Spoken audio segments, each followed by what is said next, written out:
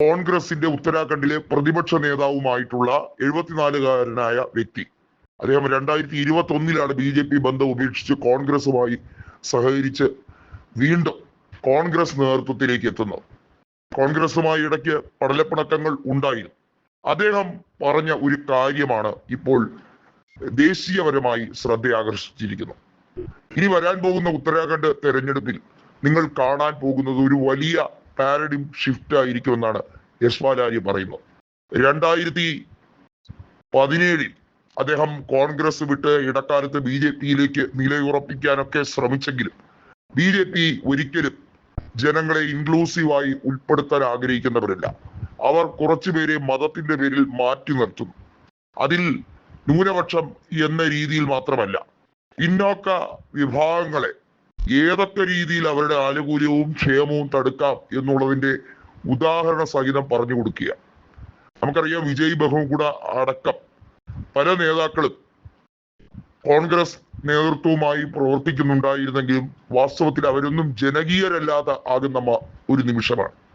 കഴിഞ്ഞ തവണ ഹരീഷ് റാവത്തിനെ മുൻനിർത്തിയായിരുന്നു ഉത്തരാഖണ്ഡിൽ തെരഞ്ഞെടുപ്പിനെ അഭിമുഖീകരിച്ചെങ്കിൽ പോലും കോൺഗ്രസിന് വിജയിക്കുവാൻ കഴിയുന്ന സാഹചര്യം ഉണ്ടായിട്ടും പുഷ്കർ സിംഗ് ധാമി എന്ന നിലവിലെ അവരുടെ മുഖ്യമന്ത്രി തെരഞ്ഞെടുപ്പിൽ പരാജിതനായിട്ട് ആ തെരഞ്ഞെടുപ്പിൽ തോറ്റതിന് ശേഷവും മുഖ്യമന്ത്രി സ്ഥാനം ഏറ്റെടുക്കുകയും ഉപതെരഞ്ഞെടുപ്പിനെ നേരിട്ട് അതേ വിജയിക്കുകയും ചെയ്തു.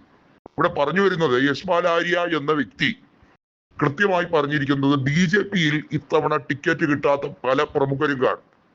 അവരെയൊക്കെ കോൺഗ്രസ് ഹൈജാക്ക് ചെയ്യാനുള്ള മാസ്റ്റർ പ്ലാൻ തന്റെ പദ്ധതിയിൽ ഉണ്ട് എന്നും ഹൈക്കമാൻഡ് അനാവശ്യമായി ഇടപെട്ട് പ്രശ്നങ്ങൾ സങ്കീർണമാക്കാതിരുന്നാൽ ഈസിയായി കോൺഗ്രസിന് ഇത്തവണ ഉത്തരാഖണ്ഡിൽ അധികാരം പിടിച്ചെടുക്കാൻ കഴിയുമെന്നും കൃത്യമായി പറഞ്ഞിരിക്കുകയാണ്.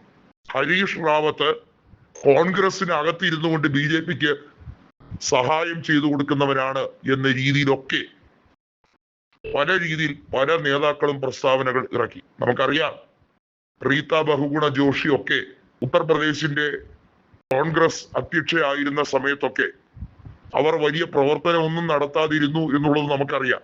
അവരിപ്പോ നിലവിൽ BJPയുമായി സഹകരിച്ച് മുന്നോട്ട് പോവുകയാണ്.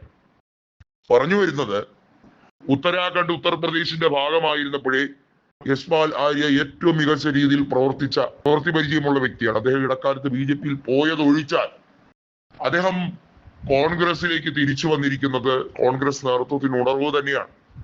യശ്പാൽ ആര്യയുടെ നേതൃത്വത്തിൽ അവിടെ ഉത്തരാഖണ്ഡിൽ മൊത്തത്തിൽ 70 അംഗ സീറ്റുകൾ ഉള്ളതിൽ 20 സീറ്റ് മാത്രമേ കോൺഗ്രസ് നേതൃത്വത്തിന് ഉള്ളൂ എങ്കിൽ പോലും ഇക്കുറി ഉത്തരാഖണ്ഡിൽ അദ്ദേഹത്തിന്റെ നേതൃത്വത്തിൽ അധികാരം തിരിച്ചുപിടിക്കാൻ സാഹചര്യങ്ങൾ ഏറെ വ്യക്തമായി ഉരുത്തിരിഞ്ഞു വന്നിരിക്കുന്നു എന്നുള്ളത് ചില്ലറ കാര്യമൊന്നുമല്ല.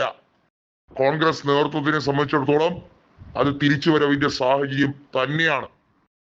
ദേവസ്ഥാനം ഇരിക്കുന്ന സ്ഥലമാണ് ഉത്തരാഖണ്ഡ്. അതുകൊണ്ട് തന്നെ കേദാർനാഥ് പോലുള്ള മേഖലകൾ അടങ്ങുന്ന, ഗംഗോത്രി പോലുള്ള മേഖലകൾ ഉള്ള ഈ സ്ഥലത്തെ കോൺഗ്രസിനായി വിട്ടുകൊടുക്കരുതെന്ന് പറഞ്ഞ് വർഗീയ പരാമർശം മാത്രം നടത്തി വികസന മുരടിപ്പ് നടത്തുന്ന പുഷ്കർ സിംഗ് ധാമിക്ക് ഇരുട്ടടി തന്നെയാണ് ഇപ്പോൾ യശ്പാൽ ആര്യ നടത്തുന്നത്.